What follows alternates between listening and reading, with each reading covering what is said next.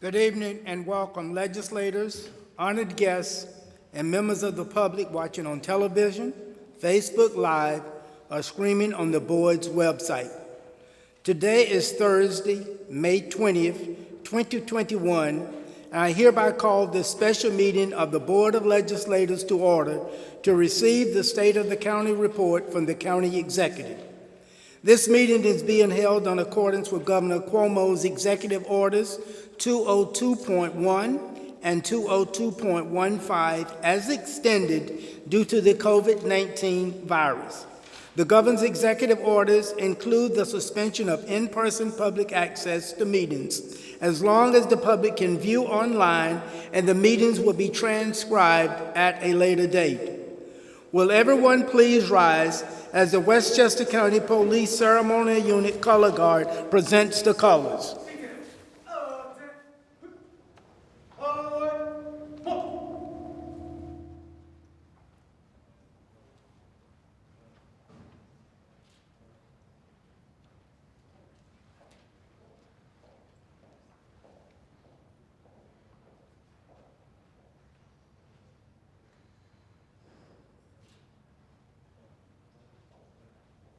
Mark time. Mark.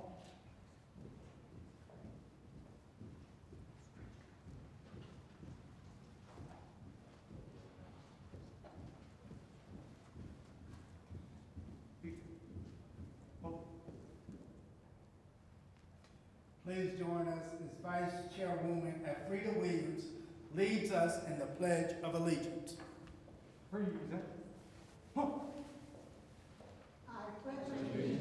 To the flag of the United States of America and to the republic for which it stands, one nation, under God, indivisible, with liberty and justice for all. Order.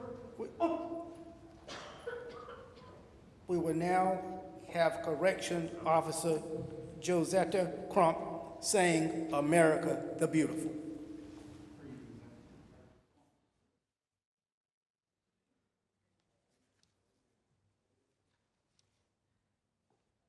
Oh, beautiful for its spacious skies, for amber waves of grain, for its purple mountains' majesties, above the fruited plains. America,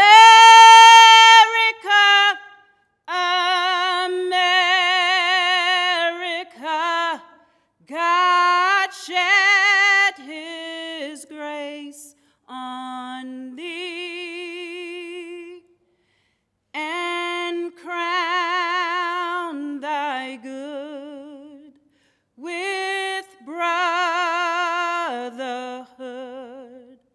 from sea to shining sea. Thank you. That was outstanding. Please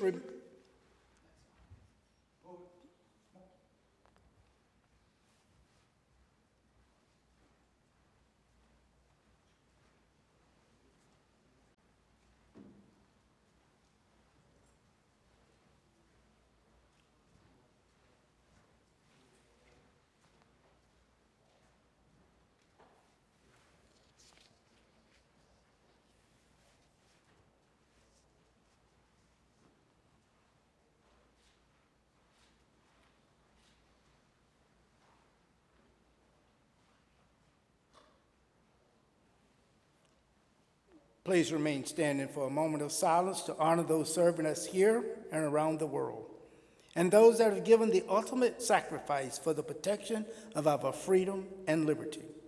We also want to remember all those in Westchester County and throughout New York State and our nation that have lost their lives to COVID-19.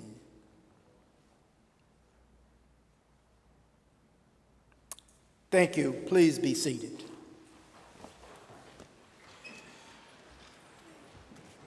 We will now be led in the invocations. I invite Aman Shafiti Chase of the Westchester Muslim Center to the podium for the first prayer.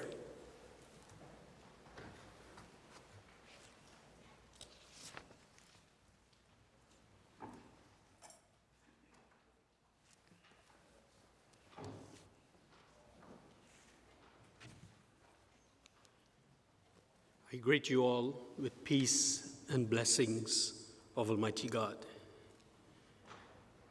I will share the prayer of the father of the three monotheistic faith, Abraham. Abraham, after discussion with God, trying to petition for us, and didn't get that assurance from God, he take a different angle going towards God. And I think you will see that he was the first most brilliant social, political scientist in human history with the angle he took towards God for us. And he says, Bismillahirrahmanirrahim. رب اجعل هذا بلدا آمنا وارزق أهله من الثمرات من آمن منهم بالله واليوم الآخر قال ومن كفر فأمتعه قليلا ثم أضطره إلى عذاب النار. He says, "Oh my Lord, if you cannot give me the guarantee for each one of us, then bless this balad, this city." And Abraham knew that if you bless this city, whether it's Westchester County, in a rising tide, all boats rises. And he says, bless this city with two things, and he could have picked so many things. And this is where the brilliance of his social, political mind came in. He says, bless this city with Amina Warzuk, a good security system and a good economy. We say it in modern terms, peace and prosperity. And if this city is blessed with security and a good economy, but if it is void of one, then one is not able to lift this city. If you have the best economy but no security, then it's no good. If you have the best security and no economy, it's no good. So this afternoon, I pray in the name of the prayer of Abraham that he bless the leadership, that they lead for this city, that everyone can be uplifted in peace and prosperity. May God bless all of you and bless the leadership of this county to lead for all of us. Thank you very much.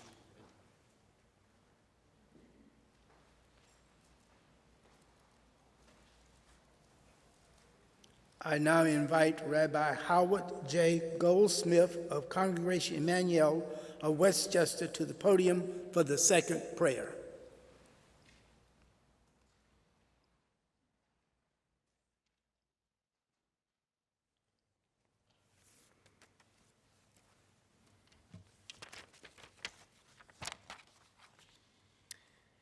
The great Jewish philosopher Martin Buber once said, "Everyone must come out of his exile in his own way." These past 15 months have seen us tested as a county, exiled from so much of what makes living in Westchester such a blessing, as we quarantined and practiced social distancing to keep one another safe. In doing so, we protected many lives. In doing so, we missed out on the restaurants, shops, cultural events, businesses, in-person religious services, community gatherings, and so much more that make this a great place to live and work.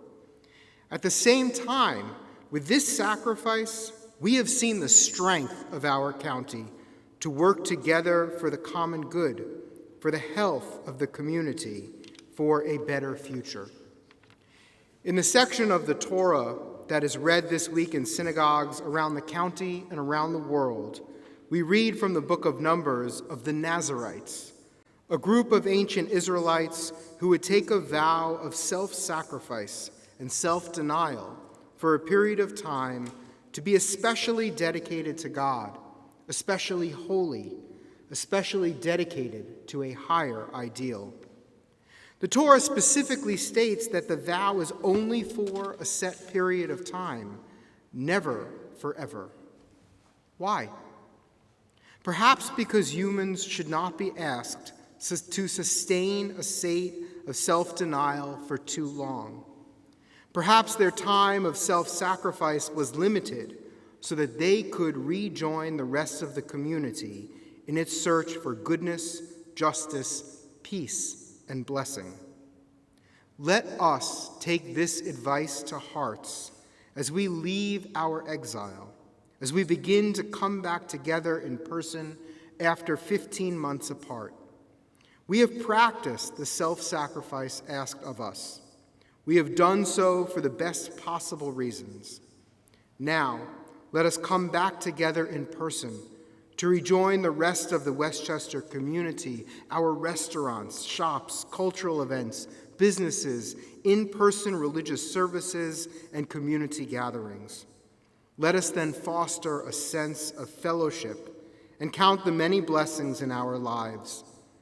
In doing so, like the Nazarites of old, may we discover the holiness accrued by our time of self-sacrifice and the joys of being together as one community full of possibility. Ken Yehi Ratzon. May this be God's will.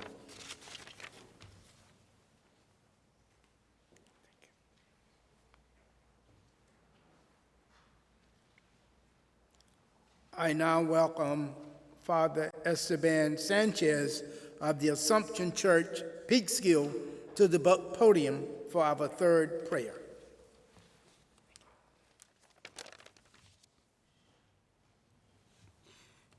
In the name of the Father, and of the Son, and of the Holy Spirit, the peace and grace of Jesus Christ be with you always.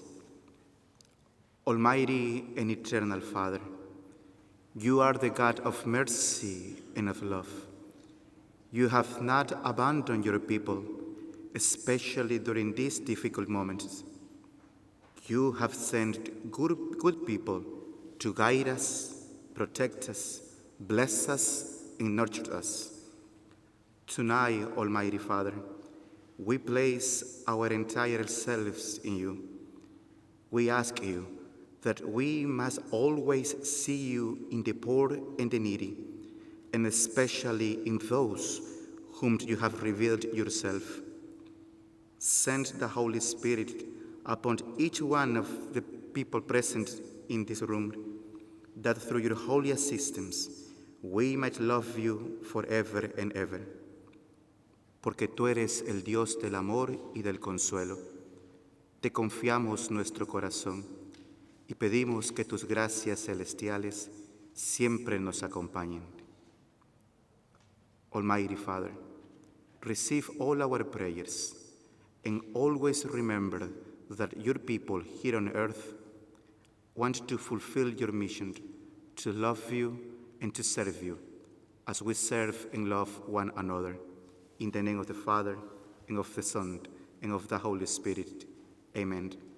On behalf of all the Catholics in Westchester County, I assure you that you are in our daily prayers as we offer 257 masses every week. You are in each one of them. Never forget that even though we can abandon you, God will never abandon us. May the God of mercy, the God of love, through the intercession of Mary, our mother, be always with you. Amen.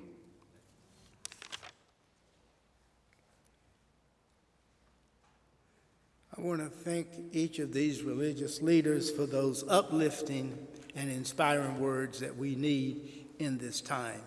I also want to thank the Color Guard for the presentation of the colors, to the Vice Chair for the Pledge of Allegiance, to Joetta for that beautiful rendition of America the Beautiful. And now, Madam Clerk, roll call. Majority Leader Shimsky. Here. Minority Leader Kunzio. Here. Mr. Alvarado. Present. Ms. Barr. Here. Ms. Borgia. Here. Ms. Clements. Here. Ms. Copeland. Here. Mr. Bakshi. Here. Mr. Johnson. Here. Mr. Maher. Here. Ms. Parker. Here. Mr. Smith. Here. Mr. Thibodeau. Present. Ms. Walter. Here. Ms. Williams. Here. Mr. Woodson Samuels. Present. Mr. Chairman. Here. Mr. Chairman, you have a quorum. Thank you, Madam Clerk. The Westchester County Charter requires that the county executive to communicate to the Board of Legislators a statement of county affairs at least once a year. It was only 7 months ago that the board convened to hear County Executive George Latimer's 2020 State of the County address, an event deferred twice because of COVID-19. When we joined together in this chamber last October to hear from the county executive, Westchester was heading into a second wave of deadly infections. We were uncertain about when vaccines would be available or if they would be effective.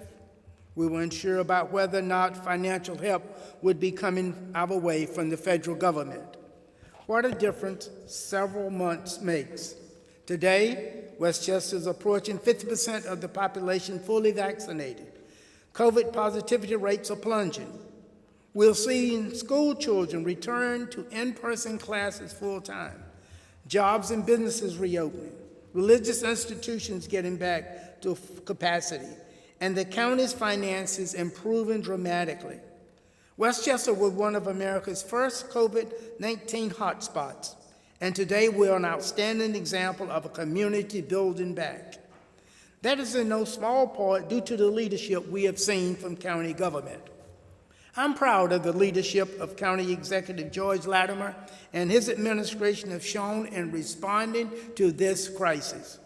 I'm proud that the Board of Legislators did not miss a single meeting during the COVID crisis and has continued to do the people's work, advancing important legislation and implementing new technology.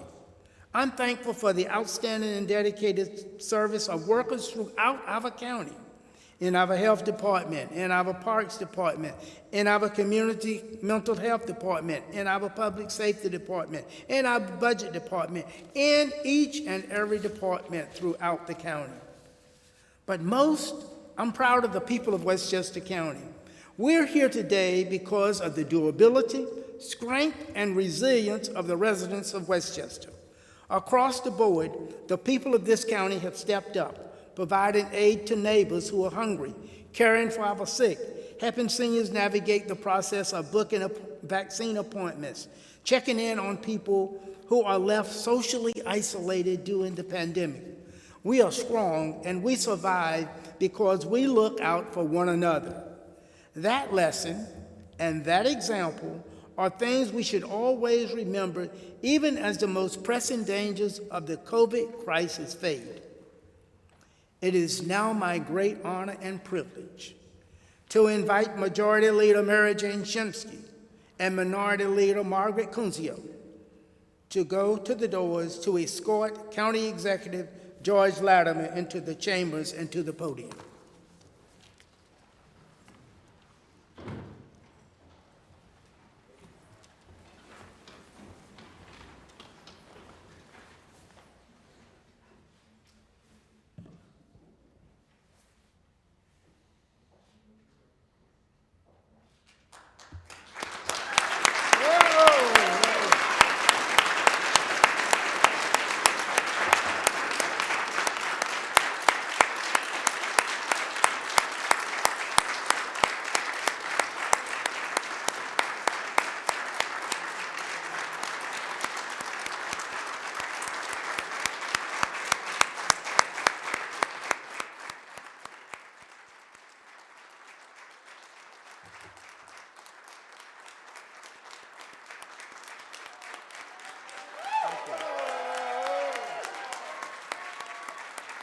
Thank you very much.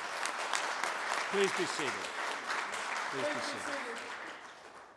Mr. County Executive, welcome to the People's House. Thank you, Mr. Chairman. Thank you very much. and good evening. Tonight marks the 4th year that I have presented to you on the state of Westchester County, an event returned here to the people's chambers before your honorable Board of Legislators and the viewing public. Much has changed from year 1. Much has changed since year 3. Just this past October, I stood here before you, and we were all at the mercy of COVID-19. We were bending and twisting and trying to conform our lives to this deadly and destructive illness. But today, 7 months later, look at us. Through sacrifice and discipline, vaccinated and fighting back. We have a long way to go.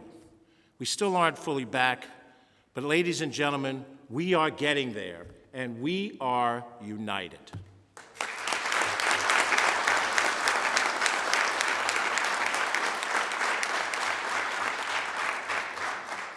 When the men and women who came before us and built this great chamber, they didn't know exactly the hardships that we would face, but they knew, maybe we all knew, that those hardships would come one day. The grandness of this room and what it stands for, the People's Chamber, still astounds me. Chairman Ben Boykin and members of the board, thank you for your leadership during this very difficult time.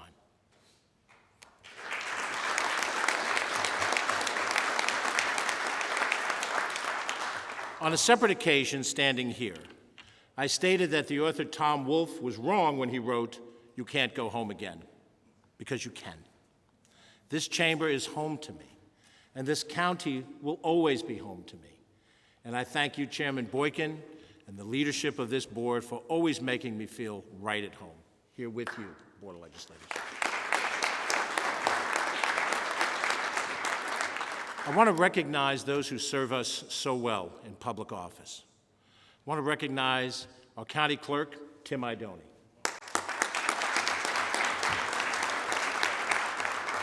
Our new and dynamic District Attorney, Mimi Roca.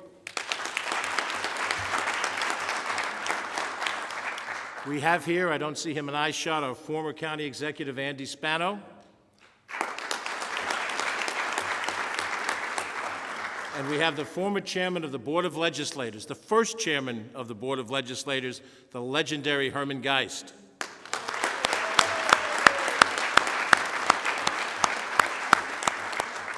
And to all other elected officials, I thank you for your friendship and your willingness to work together. To my executive team, including my senior team, Deputy County Executive Ken Jenkins. Not with us in the chamber tonight, but with us always in spirit, our Director of Operations, Joan McDonald. Our brilliant county attorney, former legislator, John Nona. Our amazing Director of Communications, Catherine Chaffee. Catherine. Our Director of Intergovernmental Relations, Steve Bass. My Chief of Staff, with me a decade, Andrew Ferris. And our Deputy Director of Operations, Emily Saltzman. Thank you all for standing with me for these past almost 4 years. Nothing we could have done without all of us together doing this, and I'm deeply appreciative to all of you. I also want to take some pride in some of the former legislators who now serve in this administration. Mike Kaplowitz,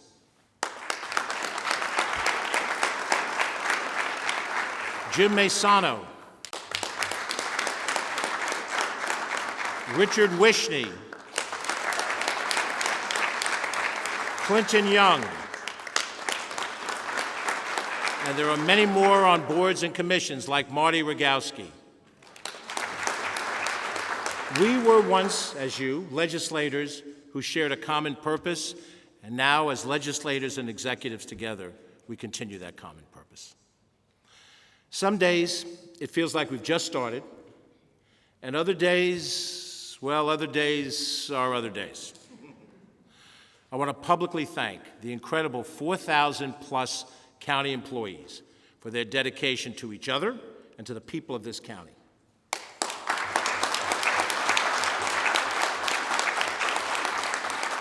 Those men and women have worked tirelessly, first during a lockdown, and then as we began to open up, they volunteered at our vaccine clinics to help our people become vaccinated. Now, some of you tonight are watching this at home, either on News 12 or on Facebook Live, maybe turning into the county webpage. To you, I say thank you as well for being an active, engaged citizen, a part of this amazing county. And thank you by participating in the process, both legislative and executive process, for putting your faith in us. And most importantly, throughout this pandemic, putting your faith in science. President Harry Truman once said, "America was built on courage, on imagination, and unbeatable determination to do the job at hand." Friends and colleagues, I'm here to tell you tonight, I am here to do the job at hand. You are here to do the job at hand. And together, united, we will do the job at hand because we are the state of our county. And we are united to move forward.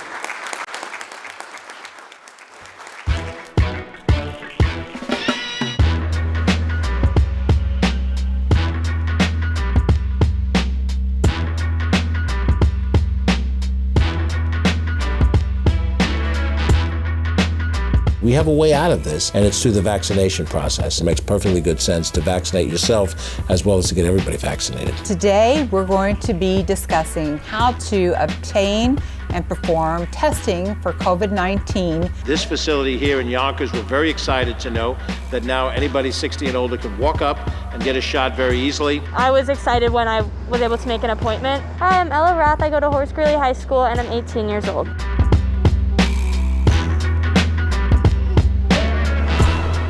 Our workforce is flexible. For the planning department, it actually has worked well for staff to be able to function from home and from a remote place. Both specifically because of the pandemic and more generally, mental health issues are health issues. We stress the importance of physical health. Mental health is just as important. I'm George Latimer, he, him, his, Westchester County Executive. And everyone deserves the right to have their identity and their personhood respected in the workplace. A $2.091 billion budget, meaning $2,091 million. That is a decrease in spending of $16 million over last year's budget. The single largest tax impact negatively to people who pay taxes came from the loss of the SALT deduction. Period. Exclamation point. We're announcing $1.27 million in CARES Act funding, which is awarded to remote learning centers throughout Westchester County. We have to decide, we understand that there's common humanity for all of us, or if we're going to continue to see each other as the other and not part of the universal we.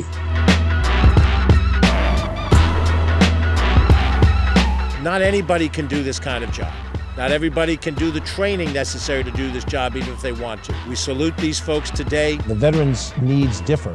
It depends on how recently you were a veteran, what war you were in, might pivot what kinds of benefits you have. So that's some of what I want to cover tonight. You loved and were loved.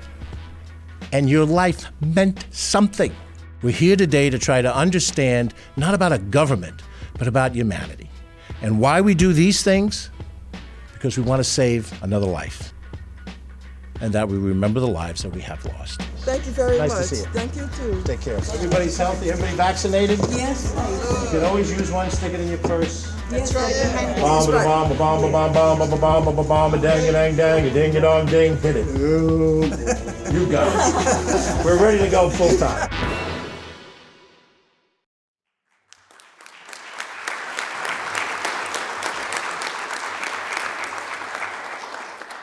Our administration gave you a bit of a sneak peek of this speech last week, just a little taste of what the 2022 budget will be like. The Department of Budget forecasts a $16 million increase in the county's general fund balance for the 2021 fiscal year. This increase will bring the unrestricted fund balance to over $200 million by the end of 2021, the largest fund balance in the county's history.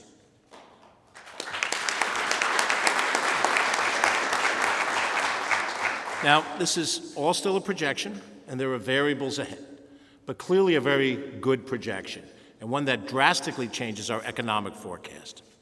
We have all together had to make hard financial decisions, and we faced difficult financial times, but we made smart choices with the federal dollars that not only saved the county money, but also provided essential services for the public when they needed it the most. We supported efforts to combat food insecurity, supported small businesses, and remote learning centers for children. I want to be clear. This is how government is supposed to work. This is good government. We have worked every day for you, and I mean that. During this pandemic, many of our Westchester neighbors struggle mightily to survive. I know what it's like to struggle. I know what it's like to have mom and dad at the kitchen table worried about their bills. I know it because I've lived it. That is why it was so important to me in the middle of a crippling pandemic to keep the promise I made to you 2 years ago. We cut county property taxes for the second year in a row this year, but we didn't stop there. Signed the 2021 budget not only cutting taxes, but also maintaining county services and cutting overall spending by $15.7 million.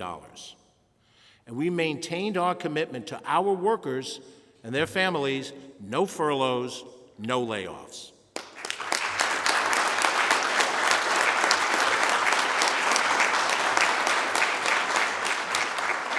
We worked together jointly to extend our deadline dates for property taxpayers last year, to give them some breathing room.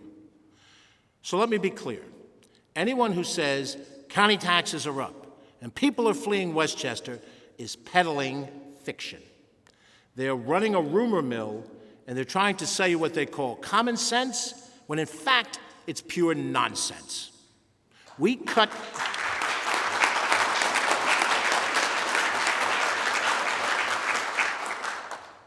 county property taxes for the second year in a row this year, and you know who we did it for. We did it for that mom and dad sitting at the kitchen table. How old are you? Right. 1 year Yes. old. Yes. I got a grandson who's going to be 4 years old next month, and a granddaughter 6. Both of us, went to school, full-time employed. We work here in the county. We work with children and families. For a family of 6, every dollar that we make, we've got to make the most of. So we're always kind of trying to figure out how we can improve on our property and how we can keep affording to live here. Right. And from a county standpoint, we have certain services that we have to provide. If you need transportation, the Beeline bus system, if you have recreational opportunities to go to Saxon Woods Pool. It's a great place to live. So we consider ourselves really lucky. So I can remember when I was a little boy growing up in Mount Vernon, my mother and father would sit at the kitchen table, and they would talk about a lot of things. They talk about their finances sometimes, which was usually my cue for me and my sister to say goodbye and let them talk. Certain populations or certain people being priced out of communities, or affordability and accessibility issues, are something that I think really kind of plays out on a day-to-day, like where you can purchase a house or if you can afford to stay there because of the taxes. And everything, I guess, is more expensive. You're paying higher utility bills, everything is higher, phone bills, and of course the tax bill is significant. I think I woke up the other day because we got a mortgage statement, and it was about 7 o'clock in the morning before coffee. This did happen. Our taxes are $14,000? Yeah. We're always trying to provide them with extras, like everybody does. Good school district that your 2 older kids are going to public schools? Yeah, they're going to school in Greenburgh. The fact that the county has cut taxes for 2 years in a row, it just really feels like our family is being seen. We're a young family. Every dollar that we have goes towards our children.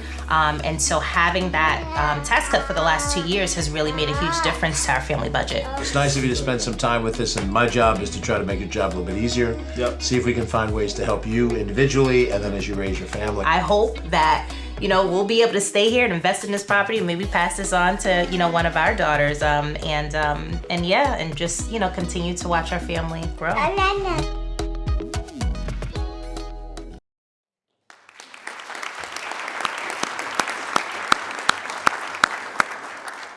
This early in the year, we can't make firm promises, but if projections hold true, we will be able to cut and we'll be able to continue our tax policy and cut county property taxes again for the third straight year. We hope that that will be something we can enact. I promised you that we would clean up this county, fix what was broken and neglected, and I promised you that I'd always do right by you. So I want to thank you for having that faith, because the 2021 budget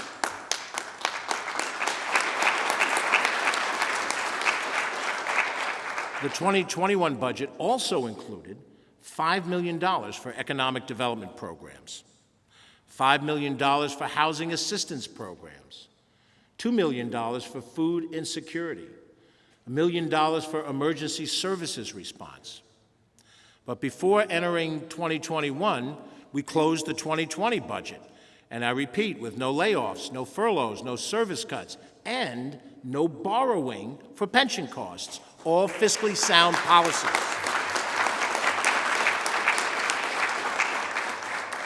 We also wanted to do more to help those who have served us. I've submitted legislation before your honorable board raising the veterans' real property tax exemption caps up to $75,000 for all veterans, up to $50,000 additionally for veterans who fought in a combat zone of operations, and up to $250,000 for service-disabled veterans. Because providing this tax relief for the brave men and women in our community who fought to protect our nation and all it stands for is a small gesture with real impact.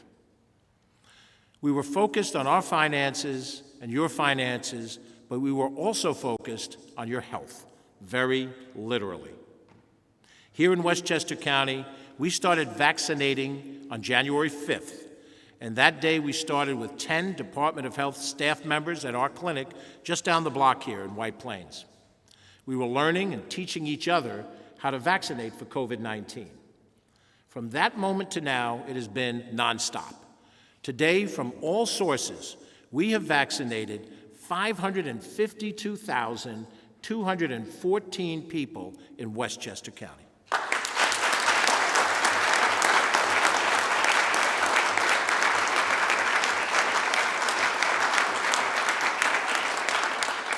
There are workers out there, hands doing the jobs and carrying the load for many.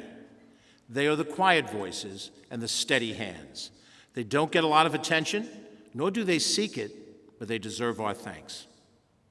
I want to thank the Westchester County Department of Health, under the leadership of Dr. Charlita Amler, First Deputy Commissioner Renee Recchia, and Assistant Commissioner of Public Health Protection Peter DeLucia, for their tireless work.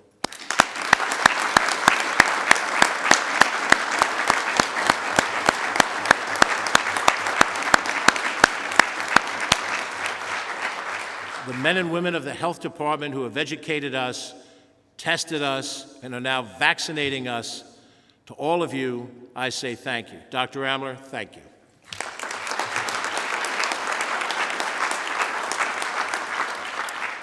I also thank the nearly 1,000 county employees who volunteered their time to work at the vaccination clinics. That is indeed the Westchester spirit.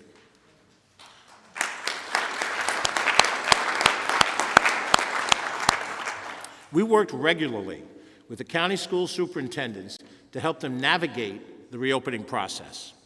We also arranged to have their teachers, faculty, and staff vaccinated because we recognize that the schools need to be open and the children of this county need to be in the classroom, and the best way to do that was to vaccinate the people in the schools.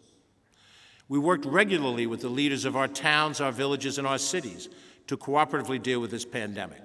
And in that dialogue, our county legislators, our state legislators will always welcome partners, regardless of political party or philosophy.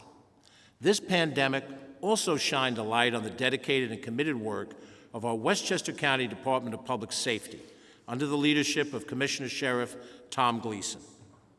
Vigilant in patrolling parkways and protecting county property, including the county center, Westchester County Airport, our various parks, in the communities such as the village of Mount Kisco and the town of Cortland, and keeping watch over this very building. As we have been since day one of this crisis, County government has had an all-hands-on-deck approach to help Westchester through this unprecedented pandemic. I instructed the County Department of Senior Programs and Services under the leadership of Commissioner May Carpenter to use all available resources to help the county's senior population navigate the vaccine appointment process. We offered free transportation service under the leadership of the Office for People with Disabilities Director, Evan Latimer, for senior citizens and disabled residents on paratransit so they could receive the COVID-19 vaccine. And we partnered with Empress Ambulance, Ossining Volunteer Ambulance Corps, the Scarsdale Ambulance Corps to go and vaccinate those who could not leave their homes. At a time when we all needed a little breathing space and serenity, the Westchester County Park System saw a record number of visitors.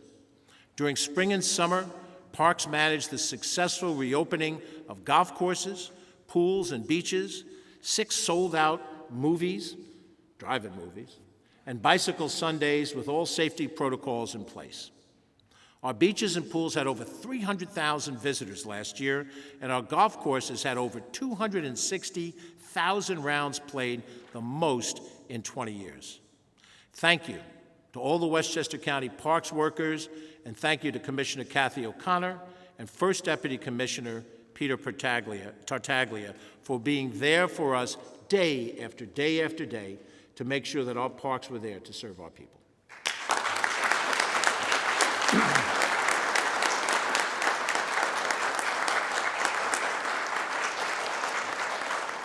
To get the word out, we launched an aggressive marketing program, first to get people tested, then to focus on their mental health, and then now to get vaccinated. We did this utilizing existing communication channels and tapping leaders in local communities to record PSAs in English and in Spanish. Our campaign is vigorous, and we continue to do it to this day. We partnered with El Centro Hispano Executive Director Isabel Villar, with the Business Council of Westchester, their President and CEO Marsha Gordon, the Radio City Rockettes, and the newly playoff-bound New York Knicks, management and players, including Ossining Zone Obi Toppin. To get the word out,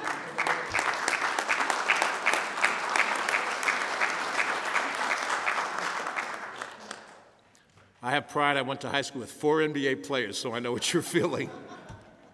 To get the word out about the importance of getting vaccinated. It is so nice to be at Kensico Dam in Westchester County, just to get a moment to be outside with each other. My name is Danelle Morgan. I'm a Radio City Rockette. Hi, I'm Miranda Labar, and I am a Radio City Rockette. Hi, I'm Caitlin Gaffney, and as a Radio City Rockette, there's nothing more important than our health, and that is why I'm getting the vaccine. Yo les digo a todos que se vacunen porque no es fácil. A mí me dio el virus. Hay momentos en que uno piensa que no va a sobrevivir, pero gracias a Dios, pues yo estoy aquí. Se vacunen porque es muy importante cuidarnos todos y protegernos para que todo esto esté mucho mejor ahora. COVID-19 has hit the black community the hardest. This has to stop. And in order for this to stop, it takes all of us to participate. It takes all of us to take the COVID-19 vaccine shot. My name is Marsha Gordon. I'm president and CEO of the Business Council of Westchester, and I've gotten the COVID-19 vaccine because it's safe. I want to get back to work, and I want to see my friends and my family and resume life as we used to know it. What's going on, guys? Just got vaccinated. Just got the shot. You're not only helping yourself, but you're helping all of those people that are around you. The more people that get vaccinated, the faster we can get back to normal times. We want to be part of the community. We want to enjoy our families and our loved ones. Everybody go get vaccinated. Stay safe. It's the best line of defense against the virus. Y'all go get this shot. Manuel quickly told you.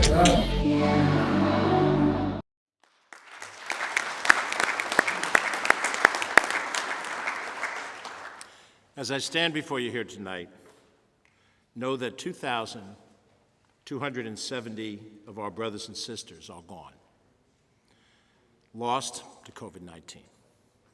Last May, we unveiled a new memorial at Lenoir Preserve in Yonkers, Ribbons of Remembrance. the one-year mark of COVID in Westchester, we memorialized the people lost at a ceremony in the lobby of this building. The Ribbons of Remembrance Memorial will open again at Lenoir Preserve this weekend. We want to honor those men and women as much as we can. The moms, the dads, the sisters and brothers.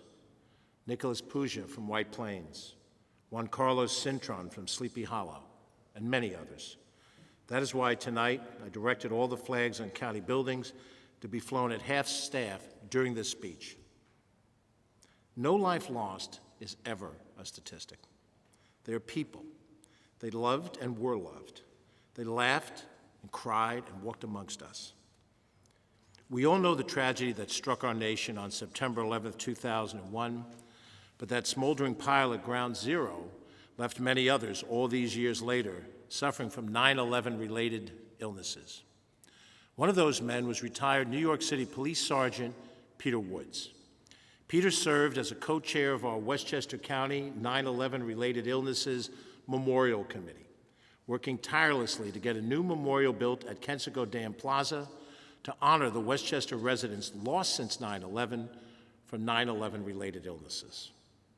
Sadly, we lost Peter this year to one of those illnesses. Peter and I come from the same job. We both were NYPD. We were both down at Ground Zero. Standing beside me is Peter Woods. We are both 9/11 first responders, residents of Westchester County. When we became the co-chairs, it was a duty for us to make sure that the families were recognized, whether it's NYPD or FDNY or the construction workers, EMS, anybody who lives in the county that was there as a responder. Peter was a person, he was devoted to his family, loved his family, loved life. He would comment to me, we have to get this right. And the reason we have to get it right is because it could be our names up there, and it could be our families that are coming here. Thank you, and God bless all of our first responders. And Peter's view on that it was about him and his name being up there. It was about his family having a place to go, to be able to etch their father's name, or eventually their grandfather's name. It's for the whole county, and it's for anyone who lost a family member, a friend, or just cares about showing the respect and the honor and the remembrance. He just died in January, so it's still rough. I still have the text message from Peter. We joked around on New Year's Eve about not having to be in Times Square. And that's the last back and forth we had. And both of us being police officers. He was a survivor. His death took us really by surprise. He's been sick for 15 years and he has survived every time that we thought it was critical. Somehow he came through. So, we are our luck ran out, I guess. It is just very heartwarming for County Executive Latimer to bring it full circle for us, to recognize it right here in our home where we'll have a place, a beautiful place, not just a place, a beautiful location at the dam, to have a memorial where we could go and visit and spend time there. So it means the world to us. We've been graced with Westchester County giving the property for it when it comes to the location at the Rising. However, we are fully volunteer. It's so touching because this is where we raised our daughter. For me, it's his legacy.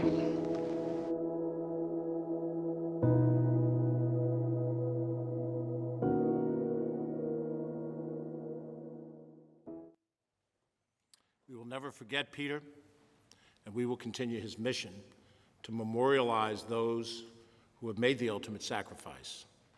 We look forward to unveiling the new memorial this September 11th on the 20th anniversary. Perhaps the greatest way to honor those that we have lost is to show love to our neighbors, the people with whom we share these streets. We have seen hate crimes on the rise in other parts of the state and our country. Here in Westchester, we have worked with the Asian American Advisory Board, the Westchester Human Rights Commission, and District Attorney Mimi Roca to urge residents to speak up. Together, we launched the hashtag Speak Up Westchester campaign to encourage those who are victims or who witness a hate crime, bias, or hate incident to report it. The campaign was translated into 4 languages with more to come. Friends, we live in a time of extraordinary change. How we work, where we work, how we educate our kids, and how we take care of our planet and how we take care of ourselves. For the past 3.5 years, our goal has been growing the economy, making sound financial decisions, and attracting new businesses to Westchester. But we have also been creating a community that works for everyone, because that is what good government is supposed to do. When I took office in 2018, I made it a priority to strengthen and revitalize the Westchester County Human Rights Commission, a commission that I helped to establish with State Senate Majority Leader Andrea Stewart-Cousins and former board chair Lois Bronze during our time together serving in the Board of Legislators 20 years ago. Today, I'm proud to announce that the HRC's Fair Housing Assistance Program partnership with the United States Department of Housing and Urban Development has been recertified for 5 more years.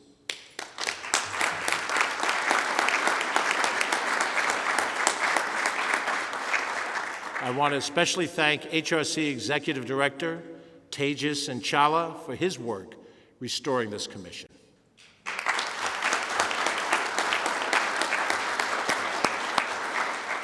Also, we expect to be completely compliant with the Federal Housing Monitor by the fall.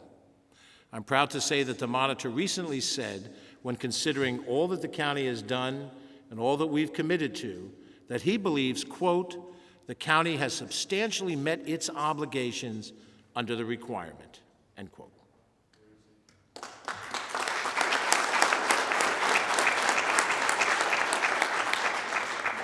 Also, when young people needed it the most, we helped establish the Ossining Youth Bureau and reestablish the Portchester and the Yonkers Youth Bureaus. Prior to the economic devastation brought on by COVID-19, discussions surrounding the need for social, emotional, physical, educational, and economic supports were ongoing, but the pandemic made this all more pronounced. Westchester County has become the first county to establish a new youth bureau since the 1980s. I thank Westchester County Youth Bureau Executive Director, Dr. Damia Harris-Madden, County Legislators Ruth Walters, Jose Alvarado, and Christopher Johnson, and Catherine Borgia for their important work on this.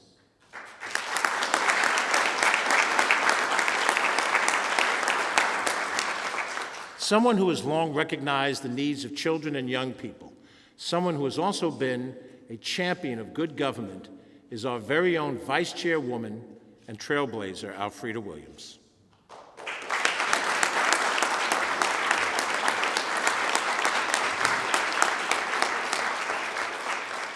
Alfreda will be retiring from public service this year after decades of dedication to the people of Westchester. Becoming the vice chair was important to me because I felt that I had something to offer in terms of my longevity on the board and my knowledge of legislation. This crop of colleagues are wonderful people. We're busy with the right kind of things in terms of improving the infrastructure, whether it's human infrastructure or physical infrastructure. The sooner we can shore up the supports that women and families have for child care and housing, that's the kind of thing I'm most interested in.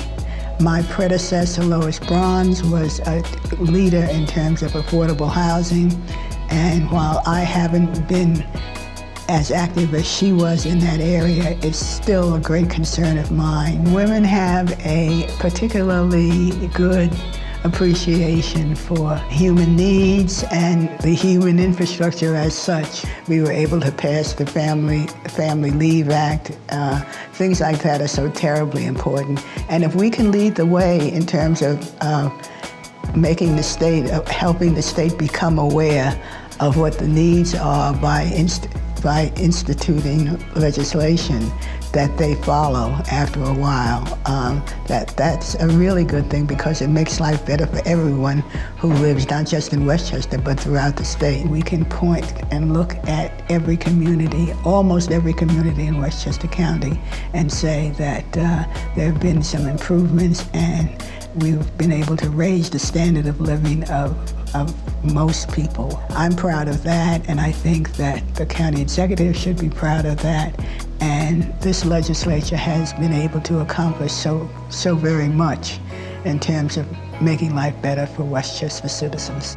It is my honor to celebrate my longtime friend, our Vice Chairwoman, the Honorable Elfrida Williams. My hat is off to you as a stateswoman, as a mentor, and as a friend. Elfrida, you will be missed and you'll always loved. Thank you for everything you've done for us, for the whole county. Thank you for being so wise and smart and always saying the right thing at the right time. I want to say thank you for everything you've done for Westchester. She quickly became a prominent voice for social services and human services in our county government. You are a true trailblazer. I just want to wish you a happy and healthy retirement. Elfrida always told me to look the part of the distinguished elected official and to dress appropriately. They meet the soft-spoken, polite, gracious woman.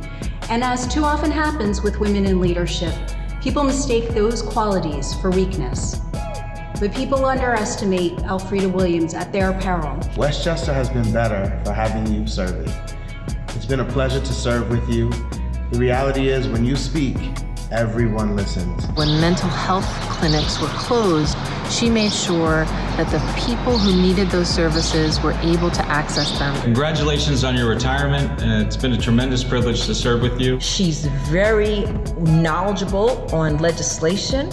She answered all of my questions, and she was absolutely wonderful. Hey, Elfrida, it's your little brother, Tyree here, saying thank you, thank you, thank you. Whenever you talk to a member of the staff as a legislator, they always say to you, sorry, but Elfrida Williams is my favorite legislator. And we always say, no worries, she's my favorite legislator too. Elfrida has been a giant presence in Westchester and has truly left her mark. Elfrida, my friend, thank you for your service to Westchester County. Ladies and gentlemen, Elfrida Williams.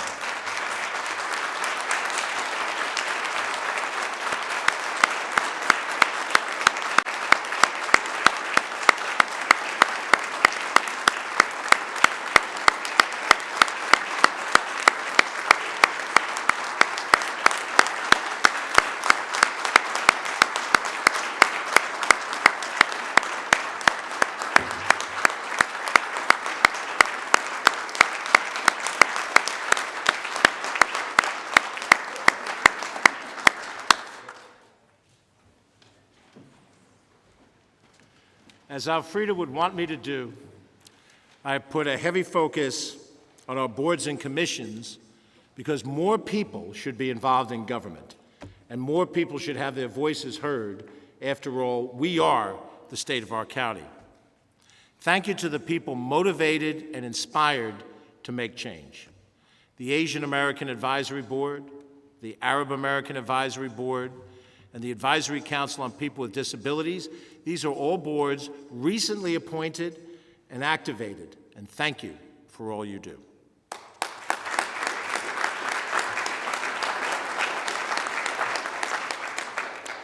This year, sadly, we lost a Westchester icon, Lawrence Otis Graham, a longtime advocate in the county who served on the Police Advisory Board as its chair. He was a lawyer, an author, an activist, and a hardworking family man who cared deeply about this community, and he wanted to ensure fairness and equity across the board. Because of his life experience, he was able to bridge both sides of a diverse conversation, and we miss him terribly. Every year, sometimes every day, we learn what we can do better. This year, I learned we could always do better when it comes to inclusion. So I'm here to say tonight, hi, I'm George Latimer, he, him, his. I've signed into law and formally codified the Westchester County LGBTQ Advisory Board. I was proud to stand with the board and community to ban conversion therapy in October of 2018. We did this all together to raise the pride flag for the first time in the McKalian office building in June of 2019. And this June, we will stand with them again as we paint the progressive pride flag at Playland and raise the flag in the front circle.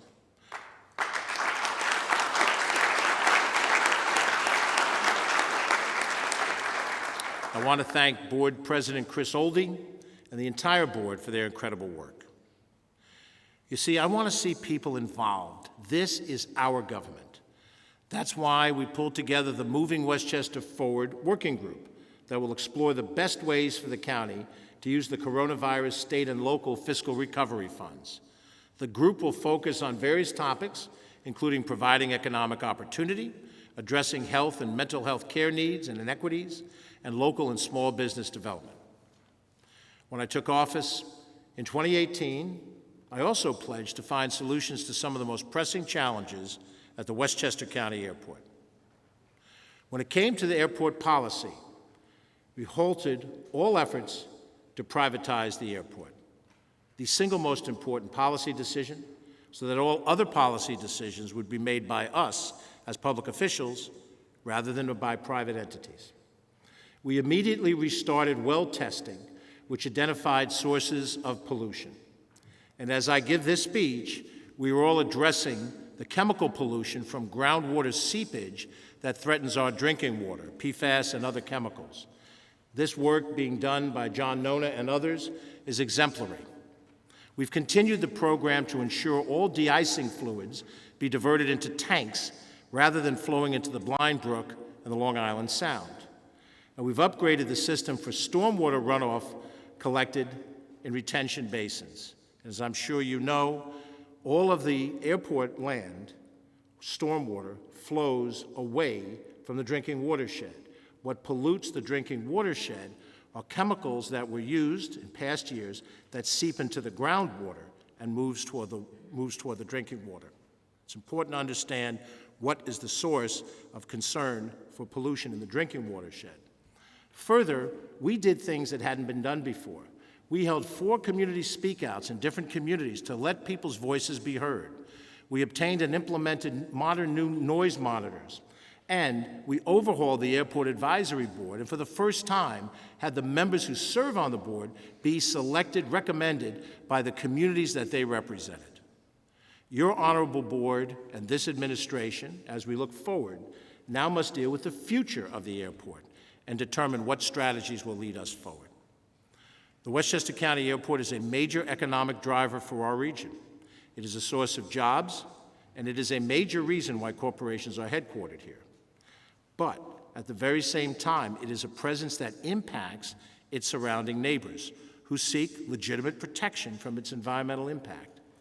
These two realities are the basis for the discussions ahead. I want to particularly thank County Legislator Nancy Maher and Airport Advisory Board Chairman Nicholas Hartman for their tireless advocacy on all of these efforts at the airport today. Thank you.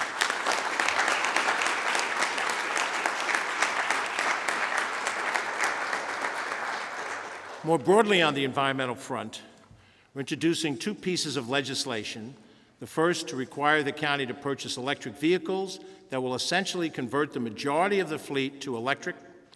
And the second, to enhance and enforce the Westchester County's Complete Streets policy, encouraging multiple-use roadways by widening shoulders for pedestrians and bikes.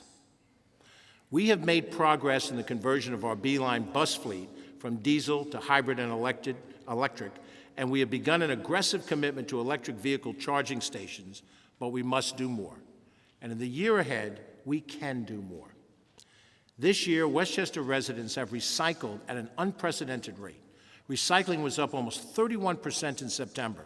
Curbside recycling is up over 10.5%, and recycling revenue was up 107%.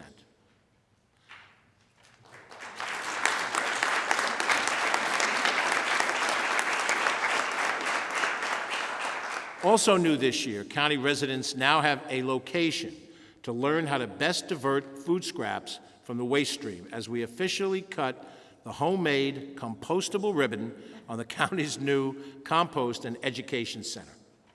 At Compost Ed, Department of Environmental Facilities staff, under the leadership of Commissioner Vinnie Kopicki, will operate a small-scale, aerated static pile compost system.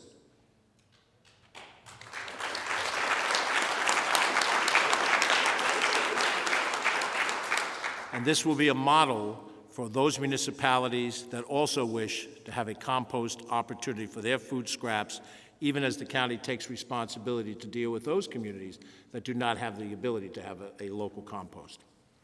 In the COVID world we now live in, we're choosing to focus on growing the economy, and workers, startups, and small businesses are going to play a big role because the spirit of innovation is there.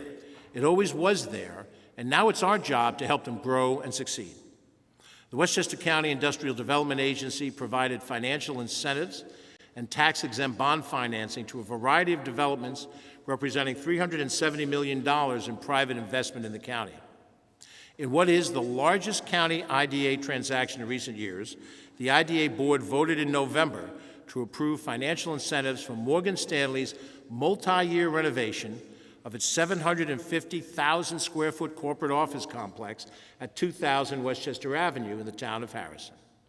The number of jobs to be created over the course of this project is projected to be up to 1,100 new high-paid positions here in Westchester County.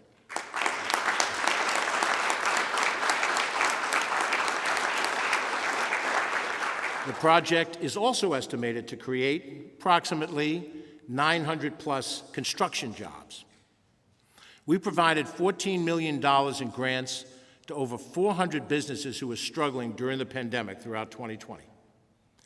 We also launched Launch 1000, a program to provide 1,000 Westchester residents with the opportunity to launch a new business. We initiated the second cohort of the Biosciences Accelerator, and we recruited for the third cohort of Element 46, the county's premier incubator program. For these and all of these other innovations, we thank Bridget Gibbons, our Director of Economic Development,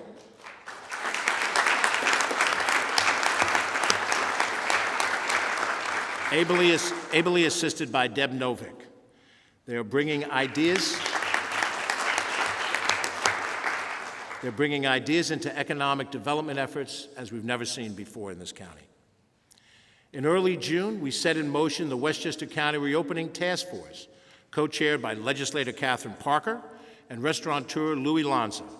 The weekly meetings of this task force provide a platform for sharing news and information about the reopening of the county, helpful insights into issues that businesses and other organizations are facing, and specific, concrete proposals that we have been able to put into effect. Thank you, Legislator Parker, and thank you, Louis Lanza, for your hard work in this area.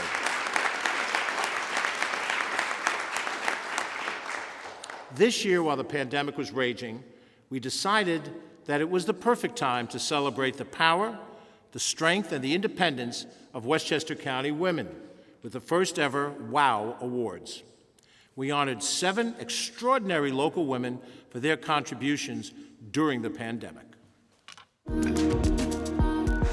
We have so many women to be proud of here in Westchester County. Over the past year, I've been so inspired by the women who have gone beyond the call of duty. We've given about 30 grants in the past year to support businesses during closure. Keeping the faith during this pandemic has allowed me to continue scholarship. I have committed my life to the youth. Young women brought game to another challenge. I really hope that my actions help inspire other girls in my community to take initiatives and help bring change. The Healing Hands Award is a high distinction for me, and extremely grateful, extremely honored. Hey, women of Westchester, we are HUDCO. We are a members club and shared office space. If you're new to Pilates, it's all about core strength. Inhale for 3 through the nose. Crystal Collins, Martha Lopez, Robbie Schlapp, and myself.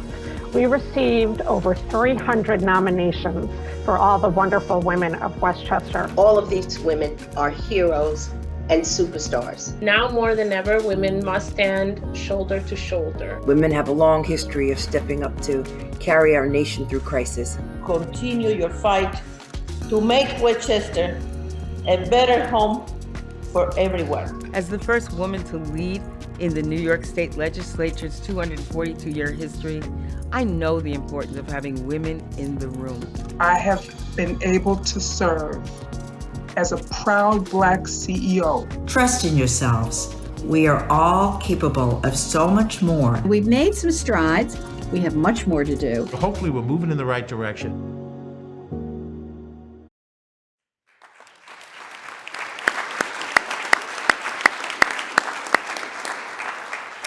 In our administration, We are committed to a diverse workforce. We aren't where we need to be, but we're working to get there. We recently appointed Leonard Towns to take charge of the Department of Social Services, the county's largest department. Leonard is a man dedicated to serving the people of Westchester County, as evidenced by his 34-year career of doing exactly that.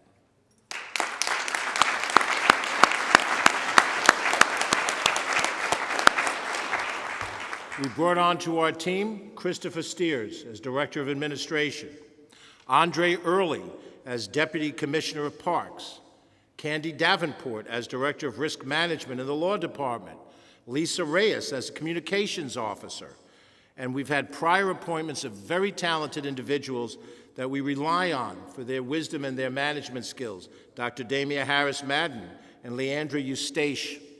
They have been outstanding additions to this team, and we will continue to diversify this workforce at the top levels, at the middle levels, and the bottom levels of it all throughout the time that we have responsibility for.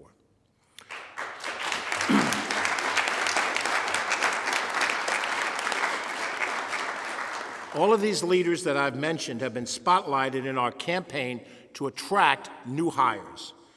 A, quote, diverse workforce for a diverse county. You may have seen some of the ads that we put out in the community. And we're proud that we have an historic level in this administration of female senior managers, the most ever by far in the history of this county.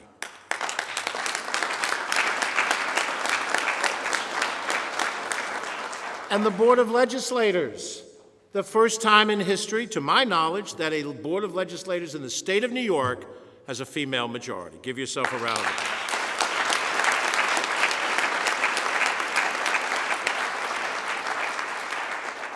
In the Westchester Department of Corrections, we appointed Nori Padilla and Reverend Michael Gerald to senior leadership posts in the department. Nori is a veteran of the department, and she took on the role of First Deputy Commissioner. Additionally, Michael joined as a Deputy Commissioner. Deputy Commissioner Leandro Diaz, Leo as we know him, remained in his leadership position at the jail, rounding out an extremely diverse leadership team for that department. So, if you think you have fresh ideas and skills that would further enhance services at the county in any of these departments, we encourage you to visit the county's human resource webpage at humanresources.westchestergov.com. We want diversity, and we want you.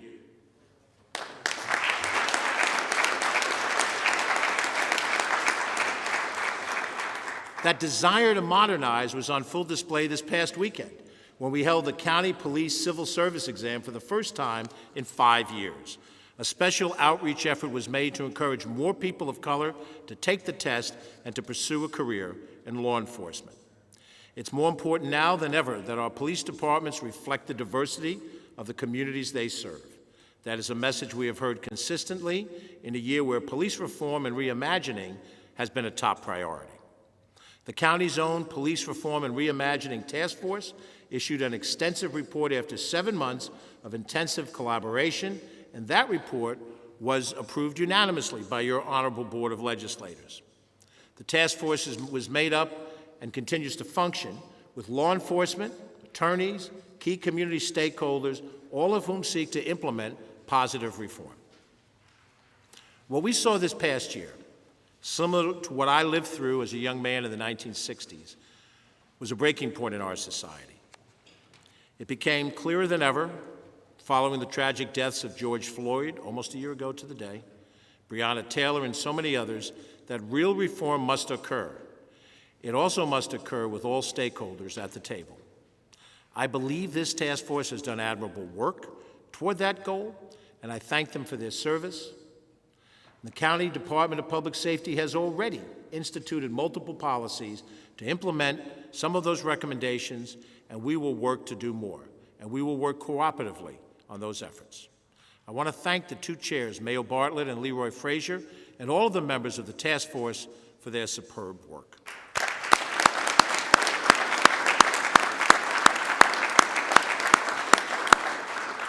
We know there are changes to be made. We know the road is long, but we also know that there are currently departments making tremendous strides.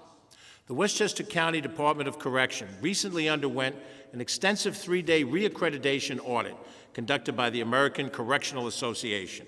The auditors complimented the department workforce and were also impressed with the department's healthcare services, including COVID-19 protocols, mental health treatment, food service operations, rehabilitation programs, and overall safety and sanitation procedures. Congratulations to Commissioner Joseph Spano, First Deputy Commissioner Nori Padilla, Deputy Commissioner Leo Diaz, Deputy Commissioner Michael Gerald, all for their fine leadership. Good enough is never really good enough. That is why I signed a bill aimed at strengthening the ethics laws, which your honorable board discussed and modified and passed, which govern those of us who serve the people of Westchester County. This newly passed law will result in stronger ethics training, enhanced whistleblower protections for county employees, and would expand the county's Board of Ethics from 5 to 7 members. This move continues my administration's commitment to transparency and good government, and that follows the recent passage of stricter term limits on my own office, proposed by me, the strictest limit of any county executive in New York State, 2 4-year terms and not a day more.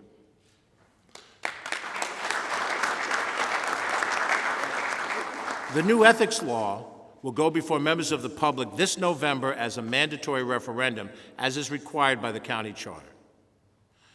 I thank County Legislator Kitley Koval for her work and her commitment to elected officials being held to a higher standard of conduct.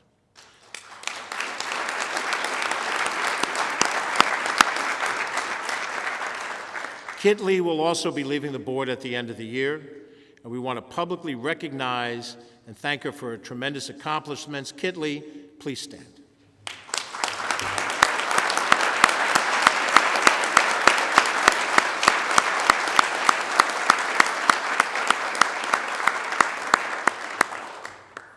In a year and a half, when it feels that so much has been torn down, I want you to know we're moving forward. We are making progress. We submitted a capital budget that contained over $231 million in new appropriations for capital projects.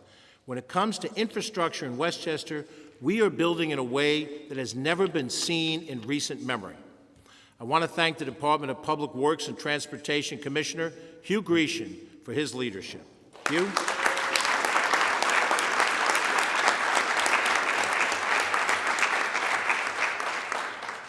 And here's just a sample of what we have in the works. Hang on, it's a long list.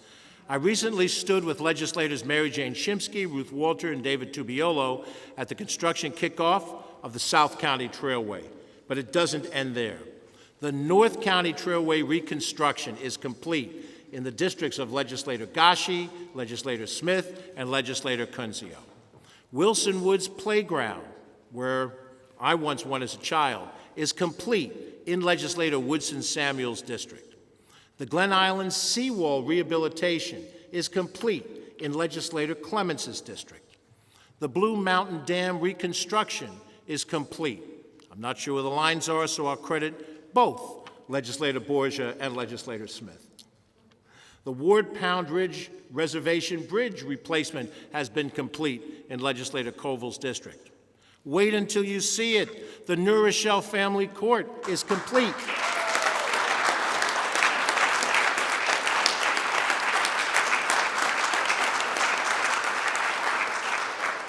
Just like the Miller House, just like the Sprain Ridge Pools, for years there was no movement on these things. There's not only movement, there's completion. And that is something that we take equal credit for. Together, how we've made progress. And that's not it. That's not the end of it. Lasden Main House rehab is underway. Bronx River Pathway is nearly completed. The Mearstead Main House enveloping to protect it, complete this summer. Fulton Brook Rehabilitation Project, near completion. Playland Parkway, Catherine and I see it every day, near completion. Tibbetts site work project, scheduled to begin in the fall. Mountain Lakes Dam reconstruction, scheduled to begin in the fall. Blue Mountain site work, scheduled to begin in the fall. And at Playland, we're spending over $100 million on a capital project to reconstruct the park. The Grand Carousel and the Derby Racer will be completed and open for the 2021 season, and we're opening the park so you can enjoy it.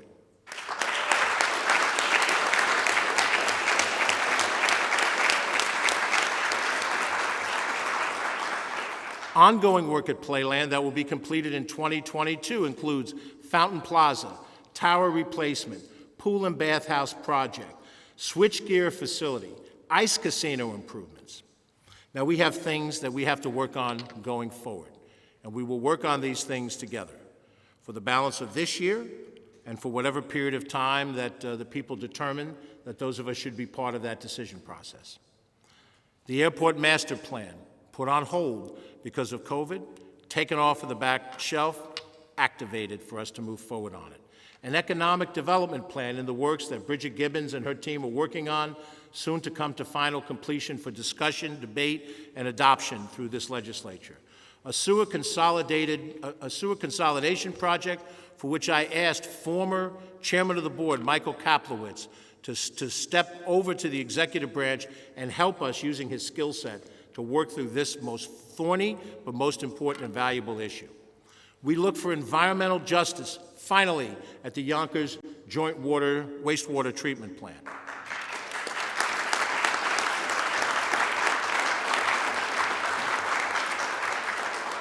And we may not own the Lake Isle Dam, but we're sure as heck not going to stand by and let nobody figure out what they're going to do. We step forward, we take a role of leadership, and we will, with a consortium of people, fix that dam.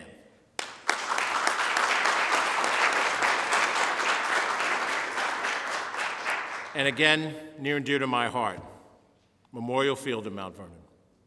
That field, when it opens, and it will open, will be a statement of a place where you can play sports. It'll also be a statement to the people of my old home city, city of my birth, that government can work and it can accomplish things. And we will do that, and we will see that place open, completed, Memorial Field.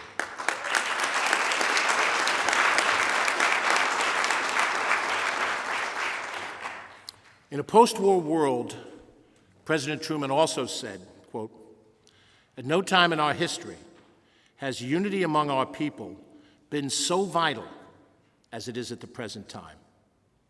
Unity of purpose, unity of effort, and unity of spirit are essential to accomplish the tasks before us," end quote.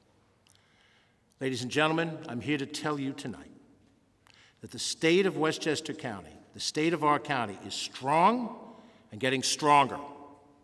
Yes, we have more work to do, but I am here to do the job at hand, and you are here to do the job at hand, and together, united, we will do the job at hand.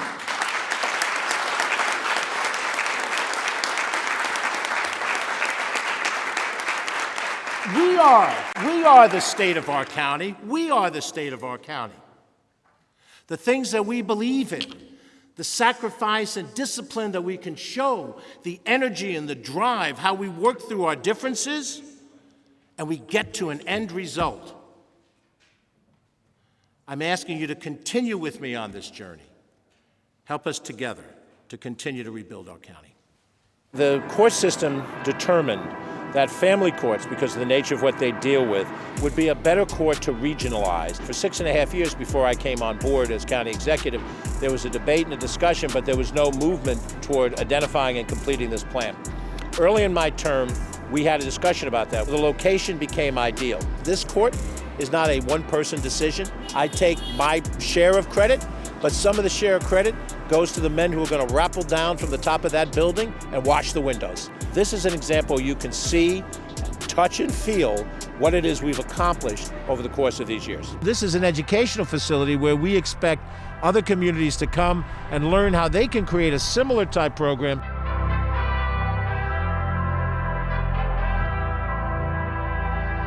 This is how government should respond to a crisis. The upgrading of all of the permanent airport noise monitors that have been integrated into the complaint handling system. The last 2 budget years we put in capital, $10 million for new land acquisition so we can buy the piece of land upon which, or help buy the piece of land upon which housing is going to be built. An additional $10 million in each budget, capital expenditure, for infrastructure improvements. I live 2 communities away in the city of Mount Vernon on the south side. My mom and dad had myself and my younger sister in a small apartment. My father had found probably the smallest house in the city of Mount Vernon. My mother walked me to see, and my sister to see, what this house was like that my father was prepared to buy. I didn't look at it knowing financing details.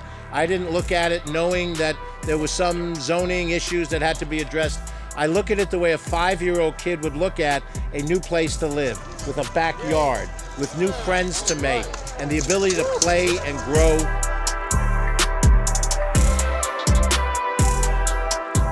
In Westchester and everywhere else in the nation, we have let our infrastructure lapse. Decisions and sacrifices made by people before us who did those things that we benefit from that they're not alive to benefit from.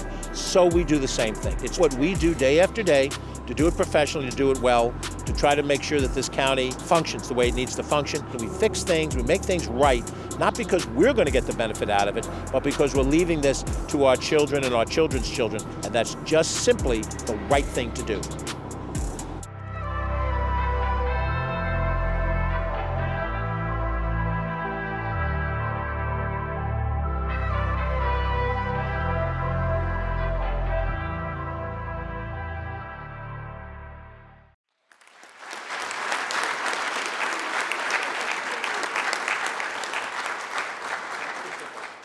My friends, Westchester has been through big changes before.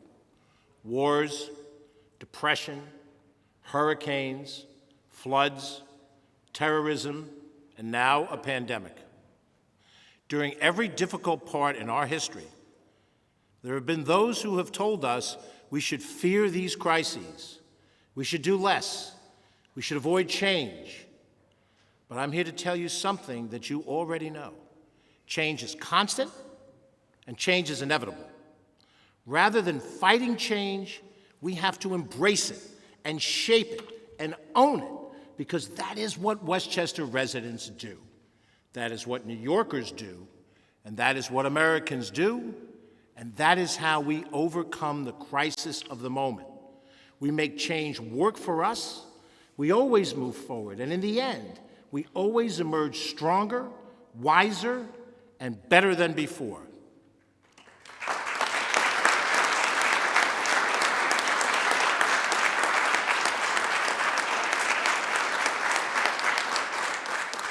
As I have said in my 3 prior speeches, so I say again tonight. We are not tired, and we are not done. We are reaching and striving always to do the job at hand. May God bless each and every one of you. Bless all of our people, our county, our state, and our nation. Thank you, and good night.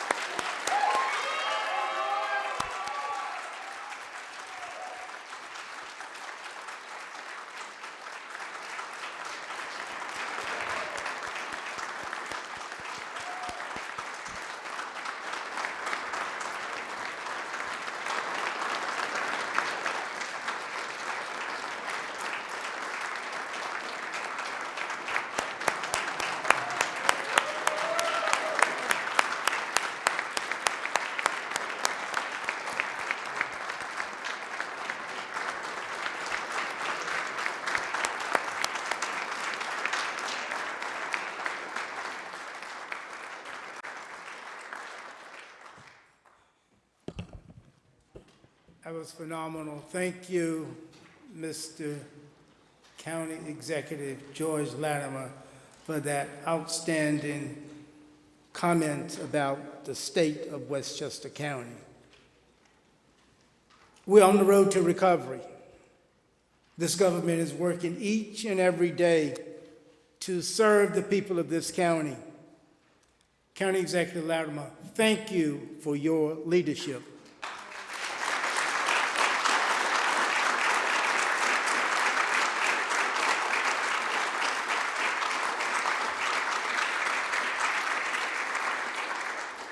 This is our government, and united, we will move forward. Thank you. Madam Majority Leader, do you have a motion to adjourn?